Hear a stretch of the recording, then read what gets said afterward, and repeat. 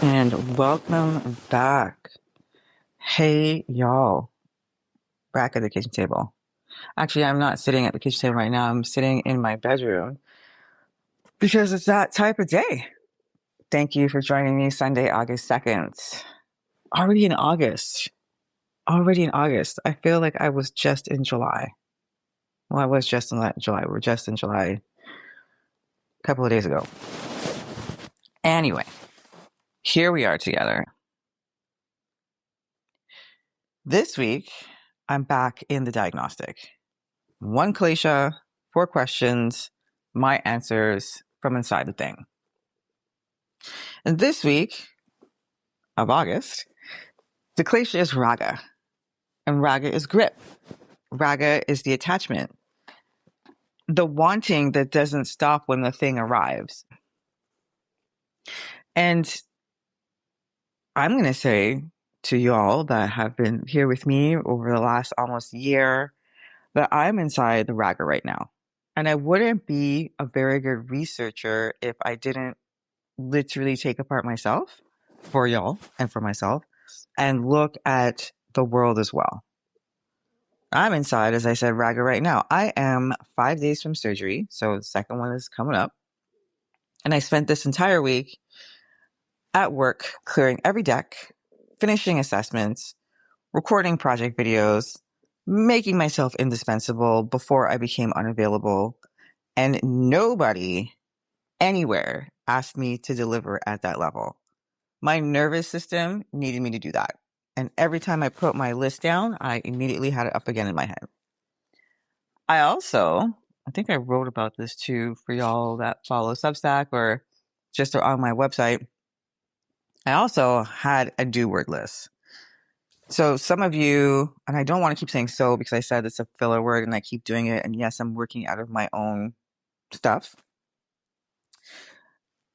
A do word list came out of a practice that I do pretty much every year in January on my birthday. Like around that time, I do a fire of time practice, right? Is that the name? If you go and Google it right now, that you'll find? I don't know. That's what the individual that taught me, shout out to Tracy Stanley, called it. And it might have been called something else. Sometimes I call it a death practice. And what it is it's a practice that's written inside post the meditation. What I would do if I had 1 year, 1 month, 1 week, 1 day, 1 hour, 1 minute. So you go into the meditation, you come out, you're at a year. We go back into it, we come out. And I'm saying it to you theoretically. I do not prescribe this for everybody. Okay. If you want to have that conversation and you want to know what that practice is, you can reach out to me. It's not hard and we can have a discussion around it.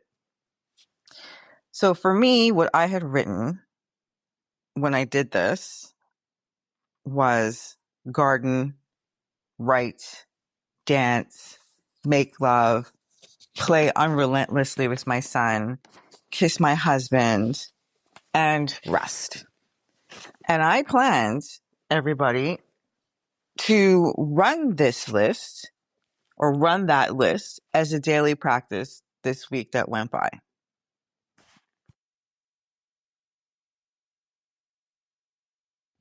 A little bit of pause there. I had to take a sip of my coffee.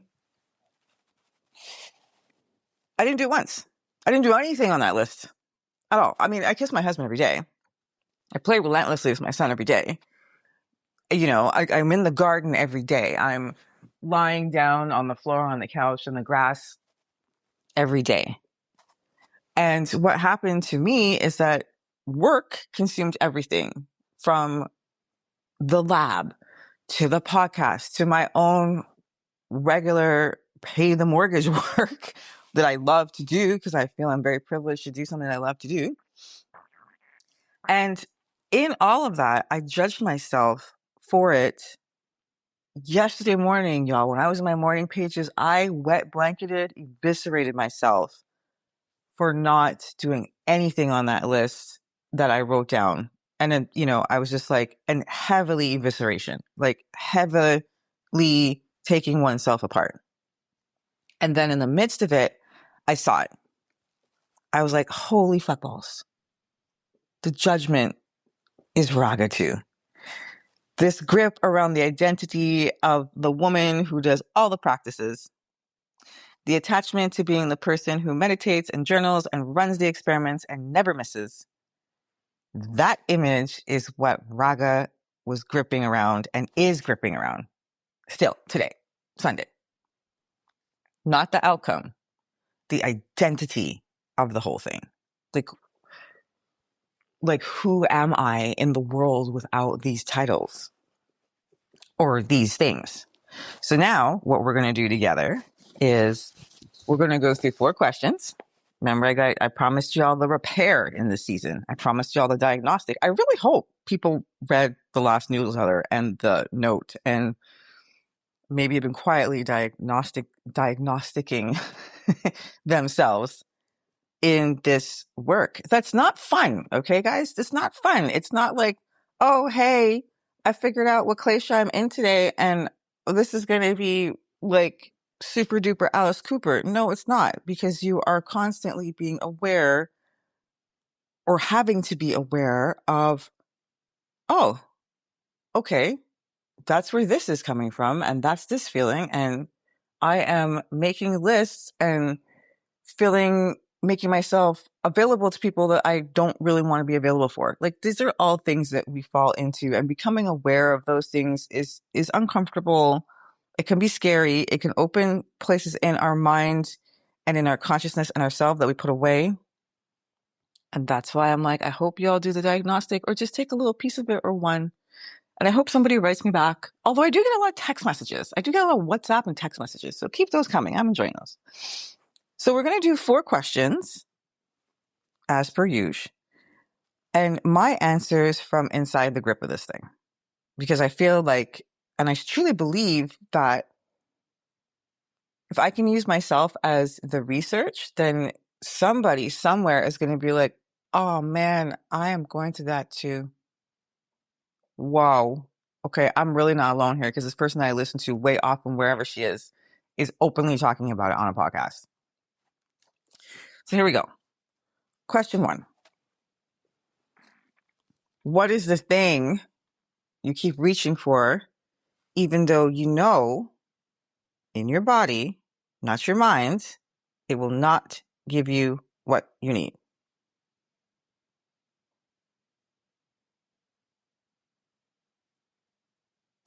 Okay, so my answer from inside the raga. This week, the thing I kept reaching for was the feeling of being indispensable. Okay, got me all twisted up in my medulla, being indispensable. Every assessment I finished, every video I recorded, every report I prepared, I almost said repaired, prepared. I knew in my body that no one had asked me for this level of thoughtfulness. No one does ask me for that, or this level of thoroughness. My direct report to people leader is on vacation. My leave, so I took my vacation and they called me to let me know, hey, can you come to the hospital for your surgery on August 7th? I was like, I'm on vacation that week. And yeah, my leave has officially started. I could have, in all honesty, y'all, have done the minimum of what I did this week, and it would have been enough. For real, Snails, it would have been enough. Instead, what did Tatum do? Tatum did the maximum. And I can tell you from inside this raga grip that I know that this is partially hereditary. It is partially cultural. I'm also the first daughter. So I'm the eldest girl, okay, in my family group. And that, I'm not even going to go into that. I will bring on guests to talk about the eldest daughter and why we are always doing the fucking most. I reached this week, all week, for the feeling of being the person who leaves 0 gaps. Like literally, like I love Issa Rae. I think I was Issa Rae, like, hooray this week, because she's also a Capricorn. I could have been Zendaya, just not with, I did get a haircut, but like she's been on tour for the Odyssey that people are losing their minds about. And Spider-Man comes home, returns home, Spider-Man at home. Like she's just on those carpets. And okay, side note, Zendaya with the bangs, you know how many folks have had to talk me out of that? Okay, thank you. I can sit here and say that I, in my mind, was the person whose absence will be felt because the presence was so complete. Do you know I had to breathe, pause this recording, breathe again before I said that out loud to y'all? That I needed to be the person whose absence will be felt because the presence was so complete? I fucked up a little bit. Yeah. Total self-embodiment? For sure. I'm not out here hiding it. All I'm doing is making it easier for someone else to see this in themselves as well. Eldest daughters, stand the fuck up right now. I'm talking to you all in the back. Now, y'all, I know in my body, not my mind, that the over-delivering will not and would not give me what I needed. On Friday at, I think, 5 or 6 or 7 something, when I closed my computer and I was complaining to my husband again about, oh my gosh, I have so much stuff and I have so much stuff. In that moment on Friday, and my husband is amazing because he was like, okay, I'm just gonna bring you a glass of wine because you need to close that. You're done. I realized all of this that I did isn't going to give me that sense of security that I need within myself. It's not going to do that. I'm going to be exhausted and frazzled. What I needed to do, and what I am doing right now, is that I need to and am of the full belief of a form of control before a surgery I can't control. Here's the thing, folks. I can't control what's going to happen to me next Friday. I can't even control what, if, who, or what, where I'm going to be after I come out of that. So I was like, let me control every fucking thing I can this week through an illusion. The Maya, right? Those of you who have been in the yogi things and the yoga worlds, right? You understand, you know what Maya is, yogic philosophy, the Maya. This is what I was in all week. My raga dressed itself up as professionalism, showed the fuck up everywhere, and my grip was a mask of diligence. So here I am dressed up as professionalism. I'm gripping because I feel like it's diligent, and that's what I'm supposed to do. So there you go. Question 1, in and out the door for you. I know this would probably hit some of y'all eldest daughters. If you need a moment, holler at your girl. I'm here for it. Okay? Question number 2.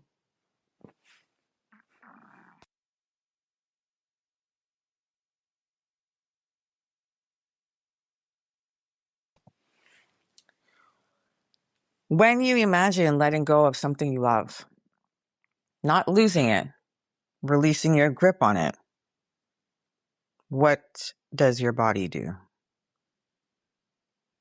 I just see, sense, or feel that anywhere inside of you. And you can answer that question.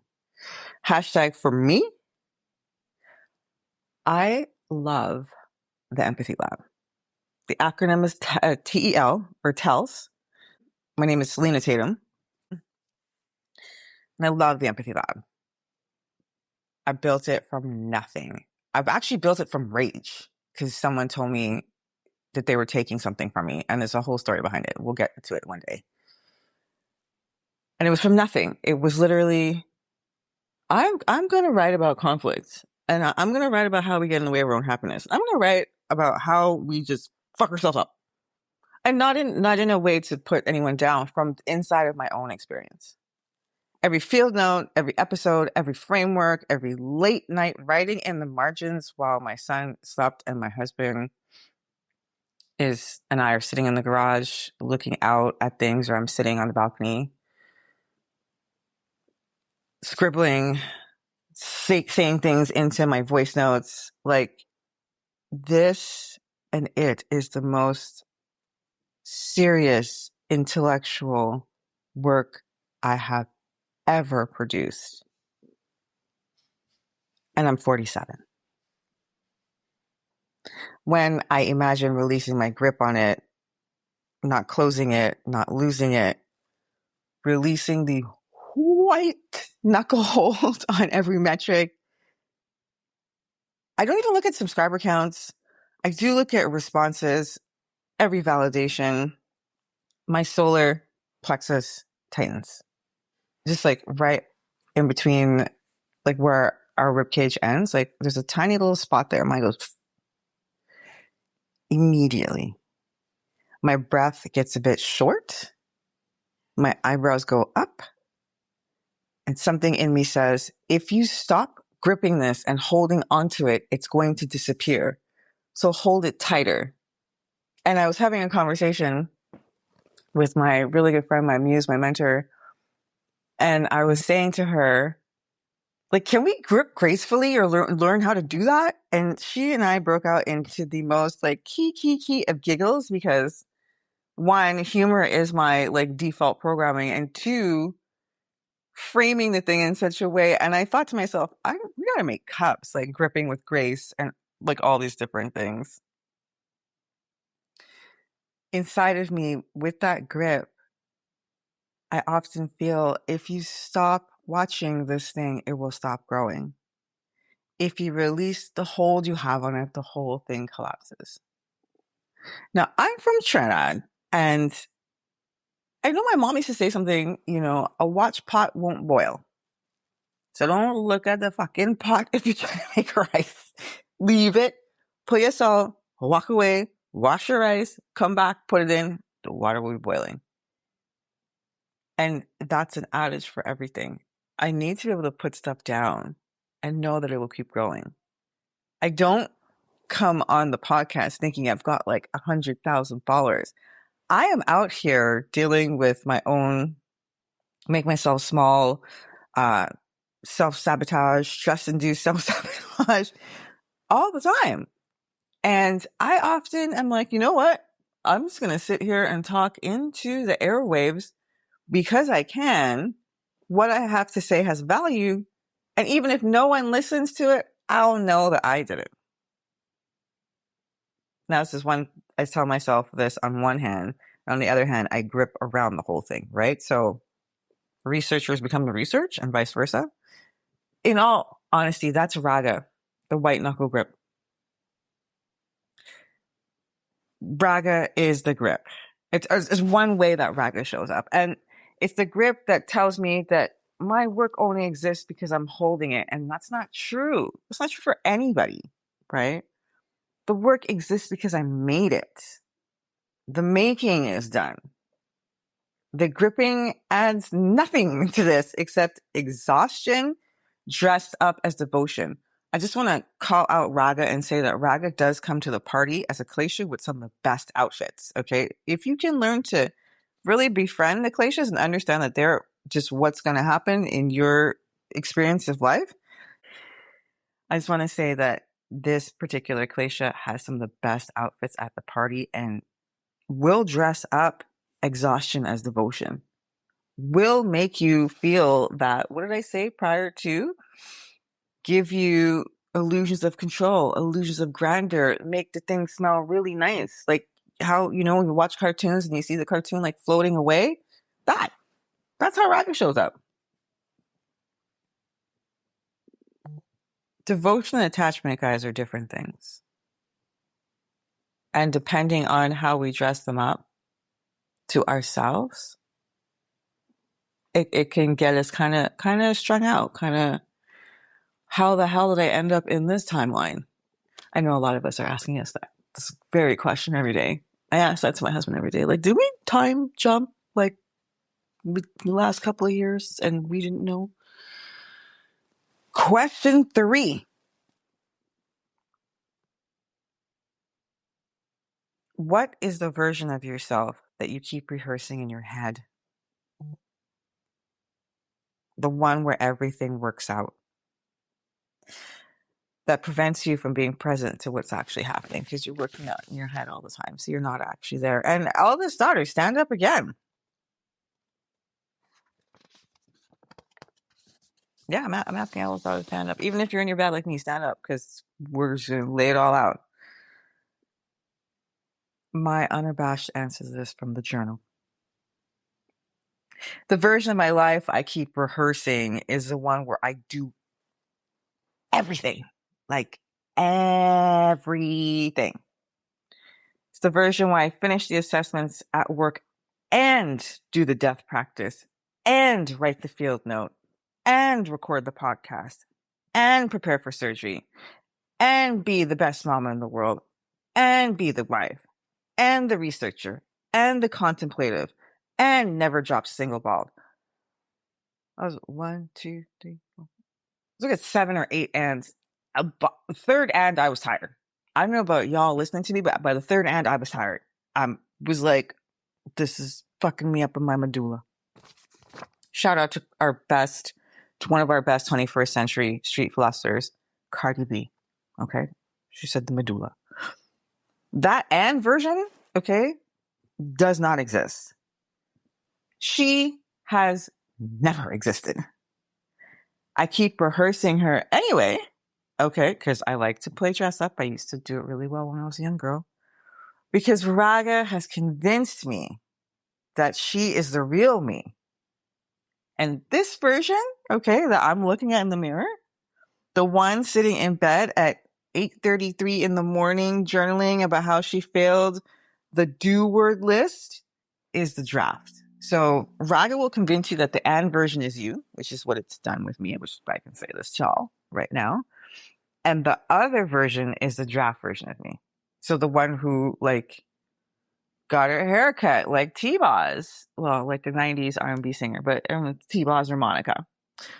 And on Wednesday and was like, okay, I'm super fly. And then it rained and my hair got wet. And I was like, okay, well, there that goes. This morning and yesterday morning, I wrote in my journal that I was upset with myself.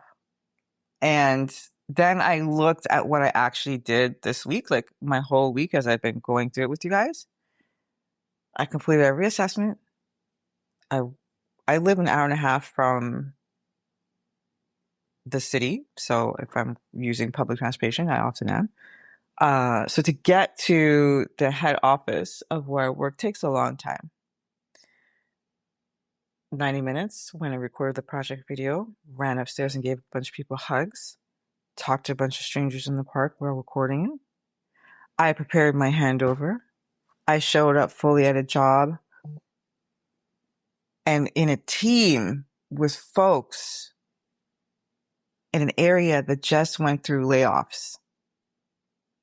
I made sure my team was covered before I left or leaving, or I'm now off for my medical procedure. So I literally wrote an email to my crewmates like, hey, don't talk about myself very much.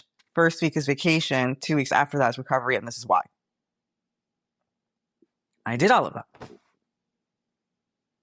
The version that I'm rehearsing says that everything that I did doesn't count because you know what? You didn't meditate, girl. You didn't get that meditation in. You didn't get your japas in. Okay. Like the Debbie's going to be super pissed with you because you didn't get the japa in. You didn't get your meditation in. Girl, you didn't even light your dia. Okay. You haven't levitated. Right? This is Raga's most sophisticated move. All right. She's not gripping around the future. And if you're like, what? Let's go back a couple of minutes when we started this question. Raga is gripping around an identity. Gripping around wanting an identity is so attached to being attached to an identity, to something. When the week doesn't match the image, like my week did, My judgment arrived before I could actually see, and I'm going to take out the word actually, before I could see, yo, you didn't Joppa and all this. Debbie's not mad at you. No, like, Selena, what the hell? Judgment that arrives before seeing is rather an asmita or ashmita, the I amness, the ego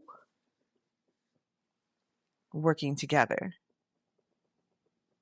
The grip around the identity, so the wanting, the attachment around the identity, and the defended self that it built.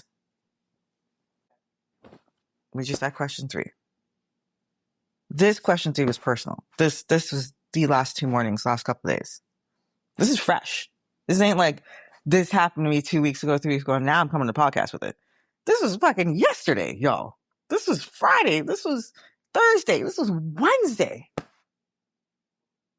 Wow.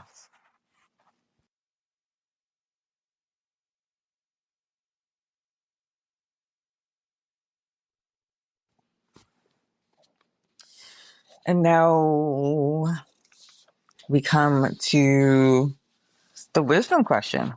Because we have 4 questions, but it's 3, and then we have the wisdom question. And so here we go. When have you experienced wanting something and having it at the same time, and noticed that the wanting did not stop?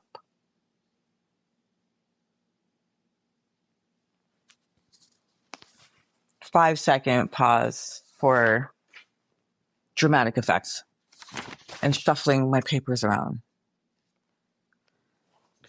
So this question, wanting something and having it at the same time and noticing the wanting didn't stop. Yo, I think all of us are in this.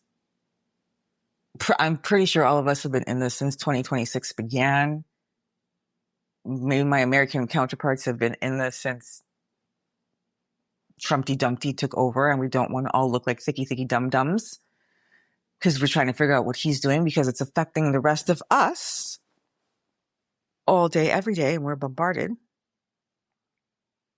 So let me walk you through mine because it's razzle-dazzle. On Wednesday, I did a couple of things simultaneously. I cut my hair off, well, short. And while I was at the salon, I was scrolling through my phone because I've tried to not be checking all the time, and also with pushing a lot of work out into the world, I want to see if I've gotten responses. Right much attachment.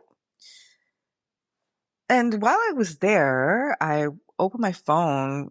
I think I wanted to show my stylist something ridiculous on Instagram. And I noticed I got an email from Nest Labs. Now, so for those of you that have been in the podcast for a while or in the Empathy Lab universe, right, or multiverse, you know that some of the experiments and things that we do here together on the podcast and that I write about on Substack and on LinkedIn, I actually run a human experiment inside of Nest Labs. And I haven't run any experiments in there since April. Like when last episode of season 1 ended, I took a break and then I was like, I need to think about what is my intent here. Like I heard a quote this week or last week. Show me the incentive and I'll show you the intent. However, I happened to see this email coming from Nest Labs, and it wasn't telling me about a workshop. I got the email asking me if I was interested in hosting a talk, a speakeasy, a workshop. I'm not going to lie to y'all. I have wanted this, okay? The woman who coined Tiny Experiments and founded Nest Labs, Anne Law Le Cuneuf, I think I'm saying her last name properly, is such a force in the world. And to just have that invitation, and they're in Europe and they're in France and it's a whole thing, okay? But to have the invitation, like I can't tell you how much I wanted this. And I have been showing up in that community, as I said, for months, putting out real work in there into the packed experiments, writing posts that were not throwaway contributions, interacting with people, met really cool fucking people. If you're looking for community and tiny experiments on the self, go check out Nest Labs. I'm telling you, tiny experiments, the way to go. And I wanted this recognition. Like, I wanted to be seen as a thought leader in that space. Like, I could taste it like I taste lemon meringue pie. The noise you're hearing in the background is because my famous cat, David Bowie, has decided to eat the notes for the show. So if I lose track of what I'm talking about, it's because he's eating the show notes. And now he's lying on them. I wanted the invitation to be able to do something in that community. And it arrived. I was sitting in the salon chair, talking to my stylist. Hair was getting cut. Goosebumps ran up and down my arms when I read it, and I wanted to cry. It was so beautiful. I think I even turned and showed it to my stylist, like, "Oh my fucking God, look at this!" Like, and she was like, "What? Who? Nest Labs? Okay." Like, within 15 fucking minutes of that email, I was already gripping around the details. What will the title be? What if the timing conflicts with my surgery? What if I'm not recovered enough? What if the session doesn't land? Oh my God, y'all, the wanting did not stop. It shapeshifted. It moved from wanting the invitation to wanting the outcome of the invitation to every other thing I could have put in there. And what I want to underline here is the grip released the old object and immediately found a new one. Boop! You got the invitation. They think you're super fucking cool. And that grip left. And then there was a new one of what if, and what if, and what if, and what if. The grip released the old one and then found a new one. If you are a parent or you've been around small children and I want that, they're like between the age of like 18 months and like 3, 4, and they want the thing, and then you give them the thing and they're like, "Meh." Or like you buy your cat toys, which I do for Mr. David Bowie. And what does he do? He comes in and rips my notes for this podcast apart. Like, And I'm going to say that right there, that's Raga's wisdom. Not that my wanting or anybody's wanting is wrong. Wanting things is human. Just please understand. Anybody tells you different is a fucking liar. Okay? The wisdom in it is seeing that the grip is not about the thing. The attachment that we have is not about the thing we're attached to. It's about attaching everything we are. Gripping. The invitation arrived for me. The grip did not release. It relocated somewhere else. The practice here, my friends, is not to stop wanting. Don't do that. If you think right now things you wanted and where you are right now, the desire and the thing of wanting got you where you were. That's why I say the practice is not to stop the wanting. The practice is to notice the relocation. As soon as you get that thing, the shoes, and call myself out here. I think in the month of July, I might have acquired 2 pairs of shoes that I was pretty sure I wanted. I got one, right? And then the second pair popped up bloop, in my algorithm.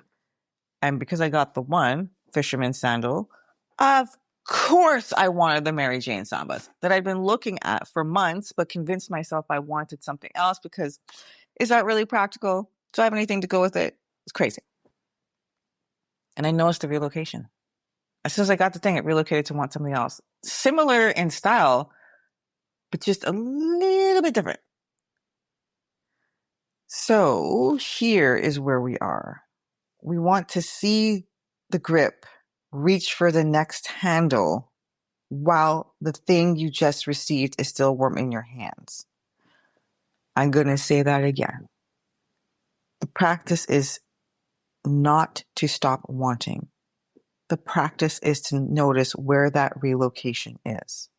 And what that is, I want us all to see the grip that we have on something.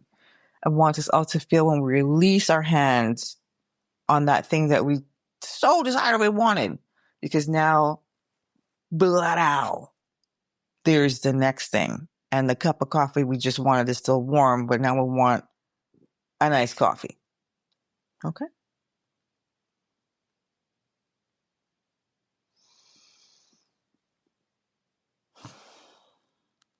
So that was one family. 4 questions. My answers from inside the white knuckle grip.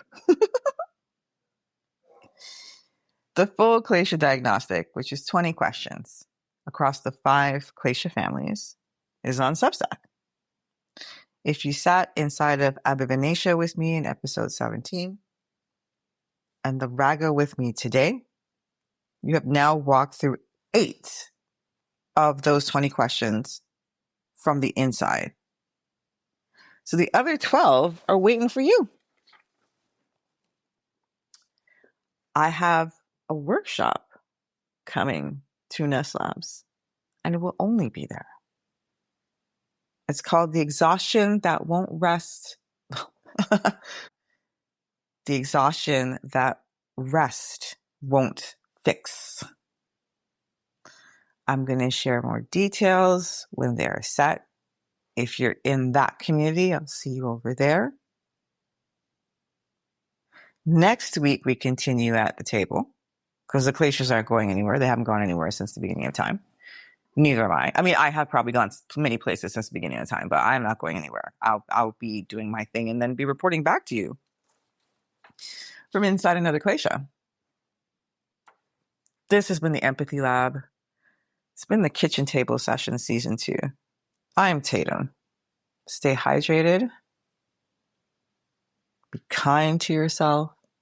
Be kind to each other. Stay anchored. See you next week. Peace.